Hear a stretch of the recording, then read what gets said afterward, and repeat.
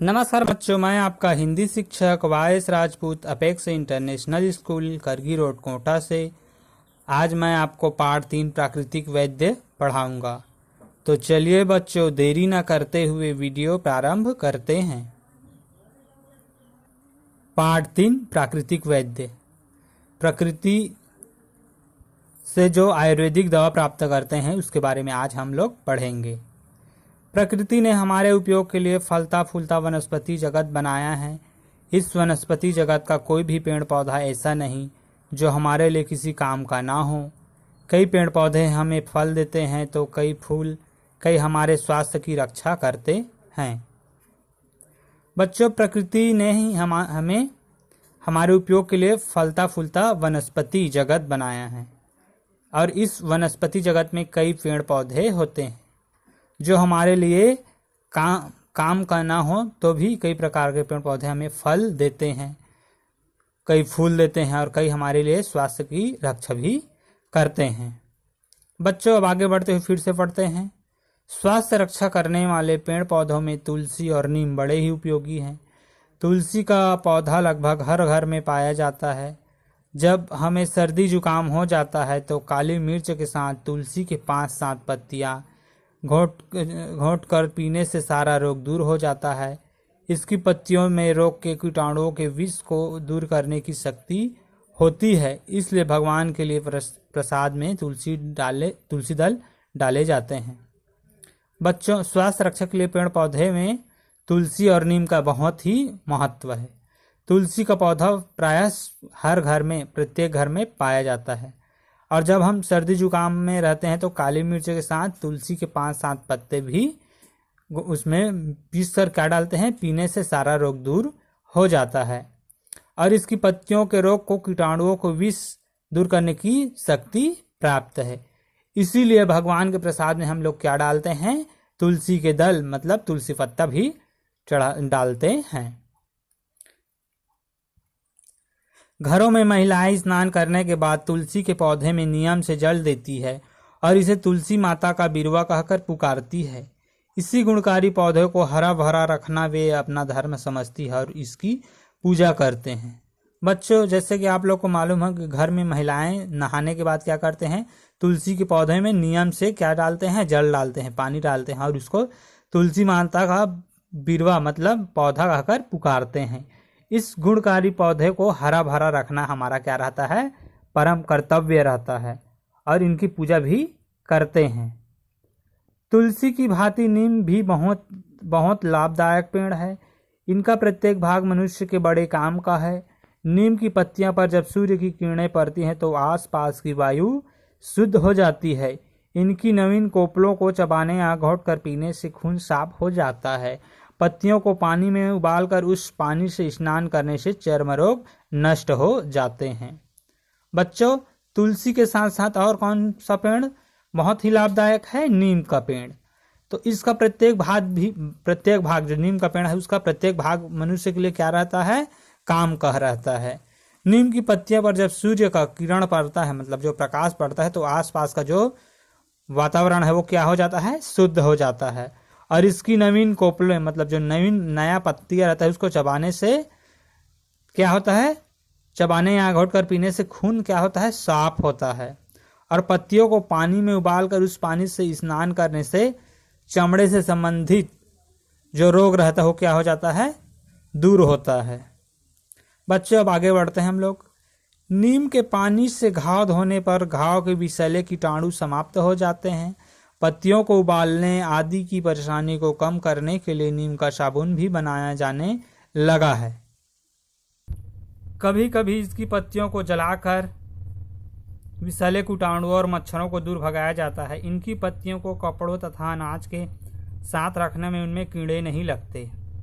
बच्चों, अब क्या करते हैं हम लोग, अगला पैराग्राफ बढ़ते हैं।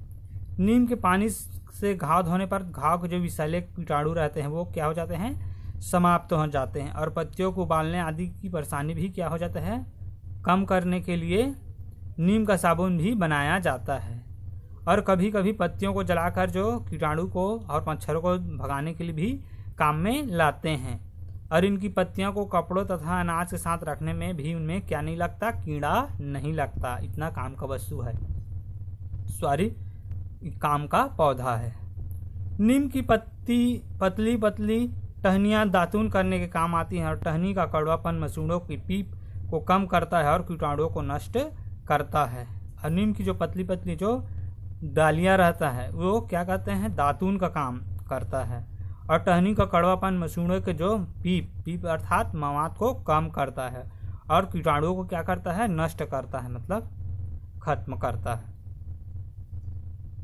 बच्चों आगे बढ़ते हुए फिर से पढ़ते हैं। नीम की छाल को घिस कर फोड़े फुंसिया पर लगाने से वे ठीक हो जाते हैं। नीम के फल को निबौरी कहते हैं। कच्ची निबौरी में दूध होता है और यह कड़वी होती है, किंतु पकने पर इनका गुदा मीठा हो जाता है। नीम की गुठली बड़े काम की चीज़ है। इस गुठली से तेल निकाला जाता है। नीम के तेल की मालिश से खुजली तथा अन्य प्रकार के चर्म रोग नष्ट हो जाते हैं। नीम की छाल को घिस कर क्या किया जाता है, फोड़े फुंसिए पर लगाने पर वो क्या हो जाता है, ठीक हो जाते हैं। और नीम के फल को क्या बोलते हैं, निबौरी बोलते हैं। और कच्ची निबौरी से क्या निकलता है, दूध निकलता है। निबौरी क्या है, ये नीम का फल का नाम है और यह कैसा रहता है, कड़वा रहता है, किंतु पकने पर यह क्या हो जाता है, मीठा हो जाता है। और नीम की गुठली बड़े काम की चीज़ है। गुठली मतलब क्या होता है, बीज।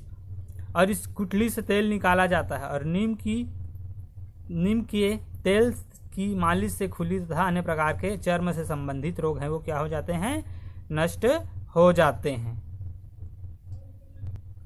बच्चों इसके बाद फिर हम अगला पढ़ रहे हैं, अगला पैराग्राफ। नीम की लकड़ी शीशम, चीड़, देवदार, साल जितनी उपयोगी तो नहीं होती, लेकिन लकड़ी में घुन नहीं लगता। इसे कच्चे मकानों की कड़िया, चौखटे की वाड़े तथा चारपाई के पाए आदि बनाने के काम में लाया जाता है। बच्चों जैसे नीम की लकड़ी शीशम, चीड़, देवदार और साल जितना उपयोगी तो नहीं होता, लेकिन इस लकड़ी में क्या नहीं लगता, दीमक नहीं लगता, घुन नहीं लगता है। और इससे कच्चे मकानों की कड़िया तथा चौखट, किवाड़ मतलब दरवाजा तथा चारपाई के पाए मतलब जो पाया रहता है उसको बनाने में काम आते हैं। नीम की जड़ें जमीन के अंदर से नमी खींचकर मिट्टी की ऊपरी परत को नम रखती है तथा उसे जल और वायु द्वारा कटाव से रोकती है। नीम का जो पेड़ रहता है उनकी जमीन के अंदर को क्या रखता है, नमी, और नीचे से क्या लाता है, पानी खींचकर मिट्टी की ऊपर परत को क्या रखता है, नमी रखता है तथा उसे जल और वायु द्वारा कटाव से रोकता है और मिट्टी के कटाव को क्या करता है, रोकता है। तुलसीदार और कड़वा नीम दोनों ही मानव समाज के बहुत बड़े ही सेवक हैं। तुलसी का वृक्ष और नीम का वृक्ष दोनों क्या है, समाज सेवक हैं, दोनों समाज की सेवा करते हैं। इन्हें यदि प्राकृतिक वैद्य कहा जाए तो कोई अतिशयोक्ति नहीं होगी। और क्या बोल रहे हैं कि अगर हम नीम और तुलसी का जो वृक्ष है उसको हम प्राकृतिक वैद्य कहेंगे तो वो कोई ज़्यादा नहीं होगा। अतिशयोक्ति मतलब क्या होता है, किसी भी बात को बढ़ा चढ़ा कर कहना होता है। बच्चों ये पाठ बहुत ही मज़ेदार पाठ है क्योंकि इस पाठ में दो वृक्ष नीम और तुलसी के बारे में बताया जो बहुत ही उपयोगी है। तो बच्चों ये पाठ आपको तो बहुत अच्छे से समझ में आया होगा। इसी के साथ हम लोग बढ़ते हैं आगे। शब्दार्थ को आप लोग क्या करेंगे, जो कापी नोट्स बना रहे हैं उसमें क्या करते जाएंगे, नोट करते जाएंगे। इसके बाद मैं आपको फिर क्या कराने जा रहा हूँ, जैसे शब्दार्थ में क्या है, वनस्पति, घोटना, कीटाणु, बिरवा, छाल, चर्म रोग, परत, प्राकृतिक, अतिशयोक्ति। इसको सबको क्या करना है आप लोगों को बच्चों, ये सब आपको कॉपी में नोट करते जाना है। और इसी के साथ मैं अपनी वाणी को विराम देता हूँ। नमस्कार, मिलते हैं फिर अगले वीडियो पर। नमस्कार बच्चों, मैं आपका हिंदी शिक्षक vice Rajput apex international school Kargi road Kota से। आज मैं आपको पार्ट 3 प्राकृतिक वैद्य पढ़ाने जा रहा हूं। तो चलिए बच्चों, देरी ना करते हुए वीडियो प्रारंभ करते हैं। बच्चों पार्ट 3 प्राकृतिक वैद्य मतलब प्रकृति से जो प्राप्त आयुर्वेदिक दवा है उसके बारे में हम आपको क्या कराएंगे, ज्ञान कराएंगे और इसके बारे में आपको और अच्छी से जानकारी बताएंगे। जैसे कि बच्चों हम लोग इस वीडियो के पहले पार्ट को पूरा पढ़ लिए थे, लेकिन मैं कुछ और आवश्यक चीज आपको पढ़ाने के बाद क्या करूंगा, फिर प्रश्न अभ्यास भी कराऊंगा। तो बच्चों आप लोग को मालूम हो गया होगा कि तुलसी के वृक्ष एवं नीम के वृक्ष कितने महत्वपूर्ण हैं, इससे हम लोग को क्या क्या मिलता है एवं क्या क्या फायदा है, आप लोग को पहले वीडियो में मालूम हुआ होगा। बच्चों इसके बाद हम लोग क्या करेंगे, अभ्यास एक्सरसाइज क मौखिक प्रश्न। सर्दी जुकाम होने पर काली मिर्च के साथ किस पौधों की पत्तियां घोट कर पीने से हमारा सारा रोग दूर हो जाता है? उत्तर पहला, सर्दी जुकाम होने पर काली मिर्च के साथ तुलसी की 5-7 पत्तियां घोट कर पीने से सारा रोग दूर हो जाता है। प्रश्न पहला, सर्दी जुकाम होने पर काली मिर्च के साथ किस पौधों की पत्तियां घोट कर पीने से सारा रोग दूर हो जाता है? उत्तर पहला, सर्दी जुकाम होने पर काली मिर्च के साथ तुलसी की 5-7 पत्तियों को घोट कर पीने से सारा रोग दूर हो जाता है।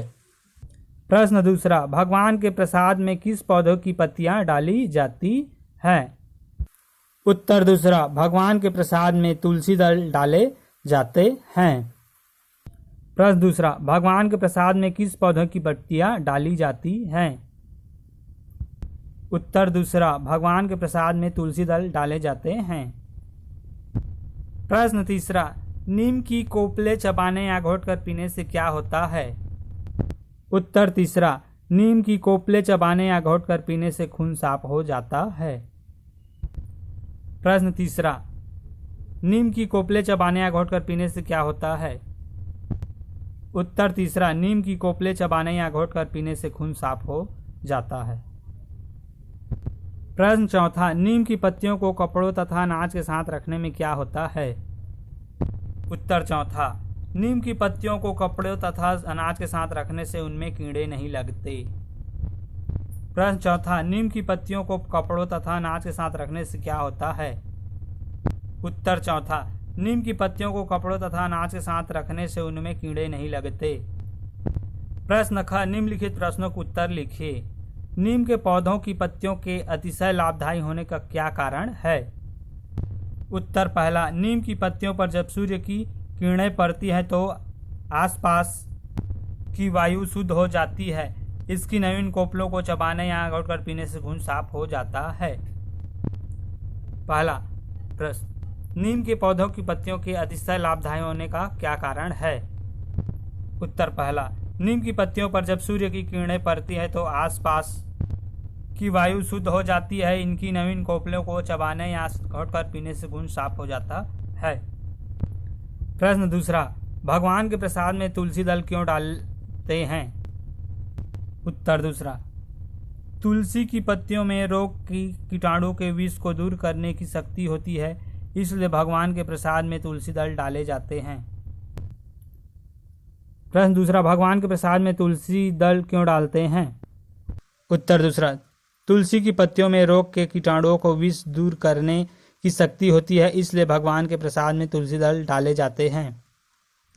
तीसरा, नीम की गुठली किस काम आती है? उत्तर तीसरा, नीम की गुठली से तेल प्राप्त किया जाता है। नीम के तेल की मालिश से खुजली तथा अन्य प्रकार के चर्म रोग नष्ट हो जाते हैं। प्रश्न तीसरा, नीम की गुठली किस काम आती है? उत्तर तीसरा, नीम की गुठली से तेल प्राप्त किया जाता है। नीम के तेल की मालिश से खुजली तथा अन्य प्रकार के चर्म रोग नष्ट हो जाते हैं। प्रश्न चौथा, कच्चे मकानों की कड़िया, चौखटे, किवाड़ आदि बनाने में नीम की लकड़ी का क्यों इस्तेमाल किया जाता है? उत्तर चौथा, कच्चे मकान की कड़िया, चौखटे, किवाड़ आदि बनाने में नीम की लकड़ी का इस्तेमाल इसलिए किया जाता है क्योंकि नीम की लकड़ियों में घुन नहीं लगता। प्रश्न चौथा, कच्चे मकानों की कड़िया, चौखटे, किवाड़ आदि बनाने में नीम की लकड़ी का क्यों इस्तेमाल किया जाता है? उत्तर चौथा, कच्चे मकानों की कड़िया, चौखटे, किवाड़ आदि बनाने में नीम की लकड़ी का इस्तेमाल इसलिए किया जाता है क्योंकि नीम की लकड़ियों में घुन नहीं लगता। ग, किस सही उत्तर पर सही का चिन्ह लगाइए। प्रश्न ग क्या कह रहा है, सही उत्तर पर सही का चिन्ह लगाइए। पहला, किस वनस्पति का प्रयोग साबुन बनाने में किया जाने लगा है। पहला बबूल, दूसरा नीम, तीसरा तुलसी। इसमें उत्तर क्या आएगा, तुलसी। दूसरा, किसका कड़वापन मसूड़ों के पीप को कम करता है। पहला तुलसी की पत्ती का, दूसरा नीम की टहनी का, तीसरा नीम की छाल का। तो दूसरा इसमें क्या आएगा, नीम की टहनी का। दूसरा का उत्तर आएगा नीम की टहनी का। तीसरा, मच्छरों को भगाने के लिए किस वनस्पति की पत्तियों को जलाया जाता है। आम का, तुलसी का, नीम का। तो उत्तर इसमें क्या आएगा, नीम। मच्छरों को भगाने के लिए नीम की वनस्पति की को जलाया जाता है। घ, सही कथन पर सही और गलत कथन पर गलत का चिन्ह लगाइए। पहला, तुलसी की पत्तों में रोग के कीटाणुओं के विष को दूर करने की शक्ति होती है। क्या आएगा इसमें, सही। पहला में क्या आएगा, सही। दूसरा, नीम की पत्तियां पानी में उबालकर उस पानी से स्नान करने से चर्म रोग नष्ट हो जाते हैं। सही। दूसरा में क्या आएगा, सही। तीसरा, नीम की पत्ती मिले उबले पानी से घाव धोने पर घाव के विषैले कीटाणु बढ़ जाते हैं। गलत। तीसरा में क्या आएगा, गलत। चौथा, नीम के तेल की मालिश से खुजली तथा अन्य चर्म रोग पर कोई खास प्रभाव नहीं पड़ता। गलत। चौथा में क्या आएगा, गलत। अगला है, रिक्त स्थान को भरिए। इसमें ऑप्शन दिया आपको, काली मिर्च, नीम, तुलसी, निबौरी। महिलाएं खाली स्थान के पौधों की पूजा करती हैं। तुलसी। पहला में क्या आएगा, तुलसी। खाली स्थान की पत्तियों को कपड़े और अनाज के साथ रखने में कीड़े नहीं लगते। नीम। दूसरा क्या आएगा, नीम। तीसरा, नीम के फल को खाली स्थान कहते हैं। निबौरी। नीम के फल को क्या कहते हैं, निबौरी। तो तीसरा में क्या आएगा, निबौरी। चौथा, खाली स्थान के साथ तुलसी की पत्तियां घोटकर पीने से सारा रोग दूर हो जाता है। काली मिर्च। चौथा में क्या आएगा, काली मिर्च। तो रिक्त स्थान में पहला में आएगा तुलसी, दूसरा में आएगा नीम, तीसरा में आएगा निबौरी, चौथा में आएगा काली मिर्च। बच्चों, इसके बाद भाषा कौशल दिया है। पहला क, पढ़िए और समझिए और लिखिए। ये आप लोग को क्या है, होमवर्क। उसी प्रकार दूसरा भी आप लोग को क्या रहेगा, ख, ये भी होमवर्क। और ग, दिए गए शब्दों के वचन बदलना है। आपको क्या बदलना है, वचन बदलना है। जैसे पत्ती का क्या आएगा, पत्तियां। महिला का क्या आएगा, महिलाएं। इसी प्रकार आगे आपको इसको होमवर्क है, आप करके कॉपी में नोट करते जाना है। इसके बाद बच्चों, घ, रेखांकित शब्दों के विलोम शब्द से वाक्य को पूरा करना है। बच्चों, पहला, हर्ष रात खाली स्थान मेहनत कर कक्षा में प्रथम आया। तो इसमें अंडरलाइन क्या दिया गया है, रात। तो दिन आएगा। पहला में क्या आएगा, दिन। दूसरा, सूर्य पूर्व में उदय खाली स्थान होता है और पश्चिम में खाली स्थान। तो इसमें क्या दिया है, अंडरलाइन क्या है, उदय। और तो खाली स्थान में क्या आएगा, अस्त। तो दूसरा में क्या आएगा, अस्त। तीसरा, समय का सदुपयोग करना अच्छी बात है और दुरुपयोग करना खाली स्थान बात है। इसमें रेखांकित क्या दिया है, अच्छी। तो क्या आएगा, बुरी। तो तीसरा में क्या आएगा, बुरी। चौथा, बहुत वर्षों की गुलामी के बाद हमें खाली स्थान मिली। इसमें रेखांकित क्या है, गुलामी। तो खाली स्थान में क्या आएगा, आज़ादी। तो चौथा में क्या आएगा, आज़ादी। पांचवा, ध्रुव ने हर सवाल का सही खाली स्थान दिया। तो इसमें रेखांकित क्या है, सवाल। तो खाली स्थान में क्या आएगा, जवाब। ठीक है बच्चों, पांचवा में क्या आएगा, जवाब। अब मैं फिर से आपको बता रहा हूँ। पहले में आएगा दिन, दूसरा में आएगा अस्त, तीसरा में आएगा बुरी, चौथा में आएगा आज़ादी, पांचवा में आएगा जवान, जवाब। बच्चों, इसी के साथ मैं अपनी वाणी को विराम देता हूँ। नमस्कार, मिलते हैं अगले वीडियो पर।